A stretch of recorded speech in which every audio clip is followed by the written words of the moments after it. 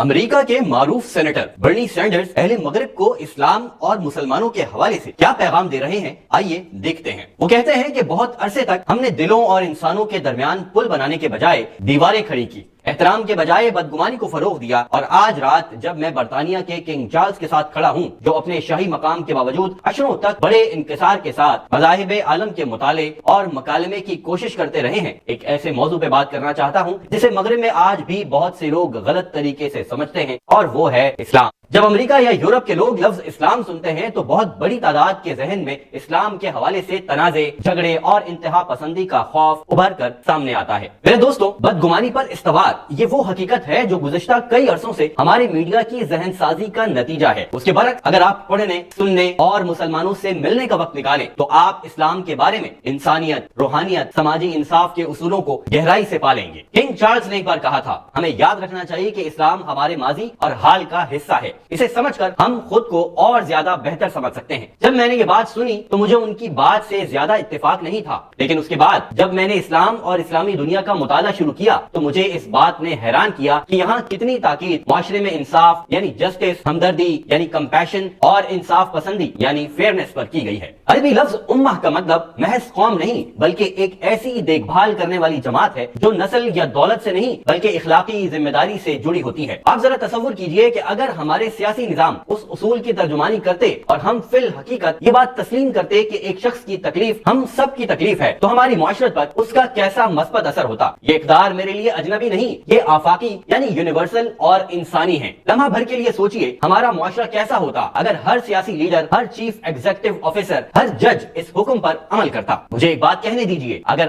آپ محمد صلی اللہ علیہ وآلہ وسلم کا آخری خطبہ، فائنل سرمن پڑھیں تو آپ کو وہ قدریں ملتی ہیں جن کی بلندیوں تک آج کی دنیا ابھی تک نہیں پہنچ سکی ہے۔ نسلوں کی برابری، عورتوں کے لیے احترام، معاشی انصاف اور انسانی حرمت کی پاسداری، یہ کوئی آج کے انقلابی ریڈیکل خیالات نہیں ہیں، یہ ایک منصفانہ معاشرے کی بنیادیں ہیں۔ لیکن زندگی کے کسی موڑ پر دنیا نے اسلام کی تصویر کو بگاڑ دیا۔ دوسروں پر الزام لگانا اور ایک خود ساختہ دشمن تخلیق کرنا آسان ہو گیا۔ ستم ظریفی یہ ہے کہ اسلام جن اصولوں کی تعلیم دیتا ہے یعنی ہمدردی، خیر خواہی، مالی معاونت، علم کی راہ میں تحقیق و جستجو وغیرہ، آج وہی اصول مغربی تہذیب اپنے دفاع میں پیش کرتی ہے۔ وہ کہتے ہیں کہ کنگ چارلز اکثر اسلام کی ماحولیاتی اخلاقیات یعنی انوائرمنٹل ایتھکس کا ذکر کرتے ہیں کہ کس طرح قرآن فطرت کے احترام، توازن اور پائیداری کی تعلیم دیتا ہے۔ ذرا سوچئے، ایک ایسے دور میں جب کارپوریشنز منافع کے لیے زمین کو تباہ کر رہی ہیں، ایک 1400 برس پرانا مذہب ہمیں یاد دلاتا ہے کہ زمین آپ کے پاس اللہ کی امانت ہے، آپ کی ملکیت نہیں ہے، آپ اس کے محافظ یعنی کیئر ٹیکر ہیں، فاتح یعنی کانکررز نہیں۔ یہ پیغام میرے دل کی گہرائیوں میں اترتا چلا جاتا ہے، کیونکہ جب میں موسمیاتی تبدیلی کی بات کرتا ہوں تو میں صرف سیاست یا سائنس کی بات نہیں کرتا بلکہ میں اخلاقیات کی بات کرتا ہوں۔ زندگی کو سہارا دینے والی چیز کو تباہ کرنا ہماری اخلاقی ناکامی ہے۔ میرے دوستوں، ہم کو سمجھ لینا چاہیے کہ ہم ایک منصفانہ دنیا نہیں بنا سکتے جب تک کہ ہم تقریباً 2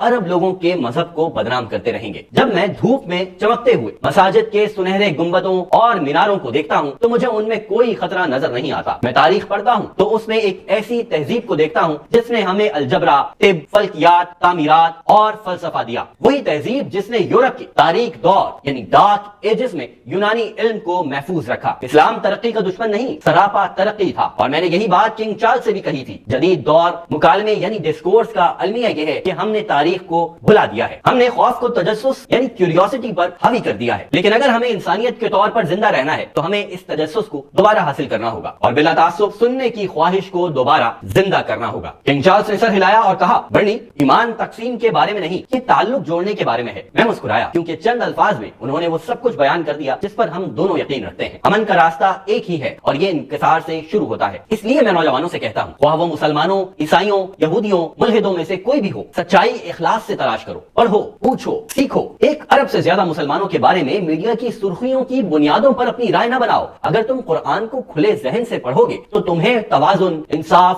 اور ہمدردی کا پیغام ملے گا۔ اگر تم آج کے معاشروں میں بھی دیکھو گے تو تمہیں بے شمار مسلمان ملیں گے جو غریبوں کو کھانا کھلا رہے ہیں، بیماروں کو شفا، نوجوانوں کو تعلیم دے رہے ہیں اور انصاف کے لیے کھڑے ہیں۔ یہی ہے وہ اسلام جو میں نے دیکھا ہے۔ میری اور کنگ چارلز کی گفتگو نے شاید یورپ کو چونکا دیا ہو۔ وجہ یہ نہیں تھی کہ وہ کوئی انقلابی گفتگو تھی، بلکہ اس لیے کہ وہ سچی تھی۔ ہم سیاستدان اور بادشاہ بن کر اکٹھے نہیں ہوئے تھے، ہم دو انسان بن کر سچ کی تلاش میں اکٹھے ہوئے تھے۔ اور سچ یہ ہے، اسلام اپنی بنیاد میں مغرب کا دشمن نہیں ہے، یہ ایک آئینہ ہے، انہی ابدی اصولوں کو دکھانے والا جنہیں ہم سب قدر کی نگاہ سے دیکھنے کا دعویٰ کرتے ہیں: ہمدردی، عاجزی اور انصاف۔ میں یہ کہنا چاہتا ہوں، مغرب کو چاہیے کہ اسلام کو خوف نہیں بلکہ دوستی کے ذریعے دوبارہ دریافت کرے۔ ہمارے بچے صرف جنگیں نہیں دیکھیں بلکہ دانائی بھی سیکھیں، اور ہم ایک بار وہاں پل بنائیں جہاں جہالت نے دیواریں کھڑی کی تھی، کیونکہ مستقبل ان کا نہیں ہے جو زور سے چلاتے ہیں، بلکہ ان کا ہے جو گہرائی سے سنتے ہیں۔ اور یہی میرے دوستوں امن کی ابتدا ہے۔ جب میں اسٹیج سے کنگ چارلز کے ساتھ اترا تو میں بھی اس لمحے محسوس کر رہا تھا تناؤ،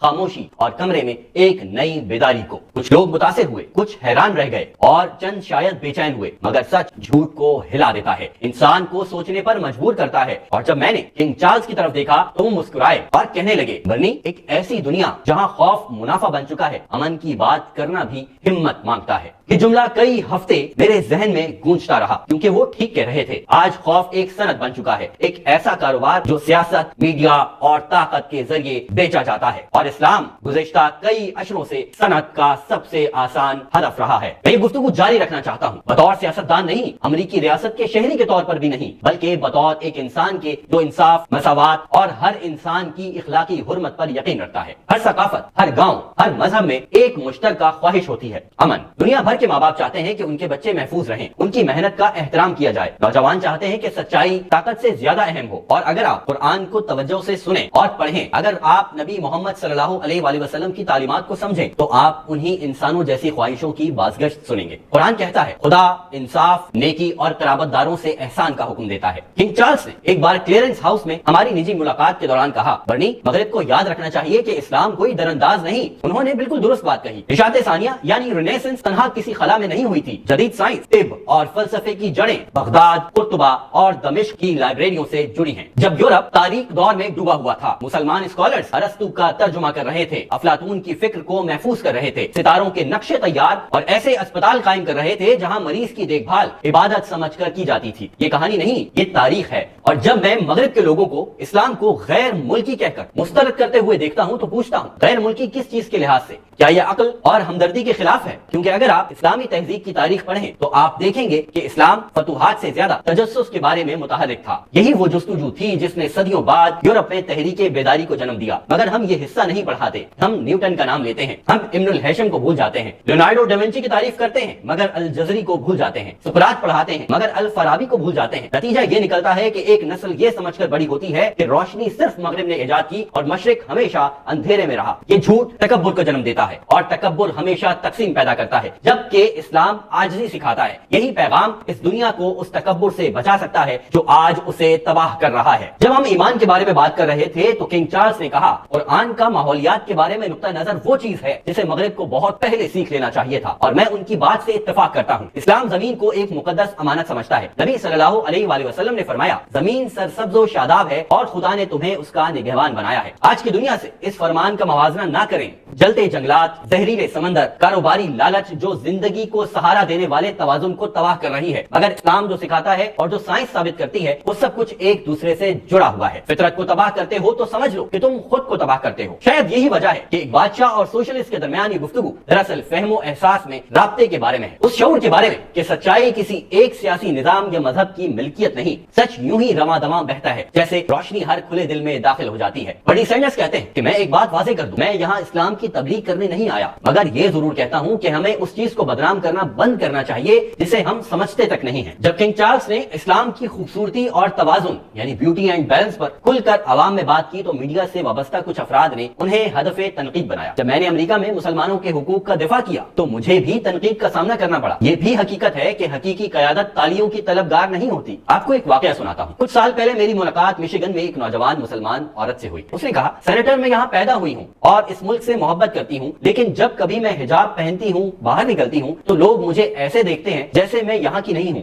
اس کے الفاظ نے میرا دل توڑ دیا. ہم خود کو مہذب کیسے کہتے ہیں جب ہم اپنے ہم وطنوں کو محض مختلف طریقے سے خدا کو ماننے پر اجنبی محسوس کراتے ہیں؟ آزادی کی بنیاد احترام ہے, اور ہم یہ بات کیسے بھول گئے؟ کنگ چارلس نے ایک بار کہا تھا, ہمیں اپنی جدید دنیا میں مقدس کو دوبارہ دریافت یعنی ری ڈسکور دی سیکرٹ کرنا ہوگا. میں مکمل اتفاق کرتا ہوں, کیونکہ اخلاق کے بغیر جدیدیت یعنی ماڈرنٹی کھوکھلی ہے. یہ ہمیں ٹیکنالوجی تو دیتی ہے, مگر ہم سے نرمی یعنی ٹینڈرنس کا مقصد چھین لیتی ہے. اللہ اکبر کا مطلب ہے خدا سب سے بڑا ہے. ہماری ریاست, ہمارے غرور, ہماری لالچ سے بڑا ہے. یہ یاد دہانی ہے کہ ہم کائنات کا مرکز نہیں ہے, کہ حکمت کی ابتدا عاجزی یعنی ہیوملٹی ہے. یہ ہم سب کے لیے ضروری ہے, کیونکہ تکبر یعنی ایروگنس ہی اس دنیا کو مار رہا ہے. جب ہم نے اپنی گفتگو ختم کی تو ایک صحافی نے پوچھا, سینیٹر سینڈرز, کیا آپ یہ کہہ رہے ہیں کہ اسلام مغرب کو بچا سکتا ہے؟ میں مسکرایا اور کہا, نہیں, میں یہ کہہ رہا ہوں کہ حکمت و دانائی بچا سکتی ہے, کیونکہ ہمیں اسلام کو بچانے کی ضرورت نہیں ہے. ہمیں اپنی جہالت, اپنی تقسیم, اپنے اخلاقی زوال اور ایسی معیشت سے جو انسانوں کے مقابلے میں منافع کو زیادہ اہمیت دیتی ہے, اس سیاست سے بچنے کی ضرورت ہے جو جوڑنے کے بجائے تقسیم کرتی ہے. اس ثقافت سے دور ہونے کی ضرورت ہے جو شور کو حکمت سمجھ بیٹھتی ہے. نبی محمد صلی اللہ علیہ وآلہ وسلم نے فرمایا, تم میں بہترین وہ ہے جو دوسروں کو فائدہ پہنچائے. میرے نزدیک یہی بہترین سیاست اور خدمت ہے. برنی سینڈرز کہتے ہیں کہ ایک روز میں آکسفورڈ کی مسجد کے سامنے کھڑا تھا. اذان شروع ہوئی تو میں نے اپنے ارد گرد چہروں کو دیکھا, نوجوان, بوڑھے, کالے, گورے, مرد, عورتیں, مختلف زبانیں, مختلف خواب دیکھنے والے, مگر سب ایک ہی آسمان کے نیچے خاموشی سے کھڑے اذان سن رہے تھے. اور میں نے سوچا کہ یہی وہ چیز ہے جسے دنیا بھول چکی ہے, کہ آخر میں ہم سب ایک ہی خالق کے سامنے جھکتے ہیں, چاہے کسی نام سے پکاریں. یہ احساس کمزوری نہیں, طاقت ہے. وہ طاقت جو جنگیں روک سکتی ہے, زخم بھر سکتی ہے اور اعتماد دوبارہ قائم کر سکتی ہے. دیکھیں, سیاسی, فوجی, معاشی سے بڑی طاقت اخلاقی طاقت ہے, معاف کرنے کی, سمجھنے کی, جوڑنے کی طاقت. اور یہی اسلام اپنی بنیاد میں سکھاتا ہے کہ سب سے بڑی فتح دوسروں پر نہیں, اپنے نفس پر ہوتی ہے. جب میں اور کنگ چارلس اس شام ایک دوسرے سے رخصت ہوئے تو انہوں نے آہستگی سے کہا, برنی, شاید ہمارے پوتے پوتیاں وہ کام مکمل کریں جو ہم نے شروع کیا ہے. مجھے امید اور یقین ہے کہ نئی نسل مختلف ہے, وہ تقسیم سے تک چکی ہے, وہ سچ چاہتی ہے, قبیلے بازی نہیں, امن چاہتے ہیں, پروپیگنڈا نہیں, مانی چاہتے ہیں, اور مانی سچائی سے شروع ہوتے ہیں. برنی سینڈرز کہتے ہیں کہ یورپ, امریکہ, پوری دنیا اور ہم ایک چوراہے پر کھڑے ہیں. جب قرآن کہتا ہے ہم نے تمہیں قوموں اور قبیلوں میں اس لیے پیدا کیا تاکہ تم ایک دوسرے کو پہچانو, تو یہ انسانیت کی بقا کا اخلاقی خاکہ ہے. ہم یہ حقیقت یاد دلا رہے تھے. شاید اسی لیے یہ بات یورپ کو چونکا گئی, اس لیے نہیں کہ یہ بات سچی تھی. آخر میں برنی سینڈرز کہتے ہیں, تو آئیے اسلام کی بات خوف سے نہیں بلکہ انصاف سے کریں. اپنے بچوں کو سکھائیں کہ دین سرحد نہیں, پل ہوتا ہے.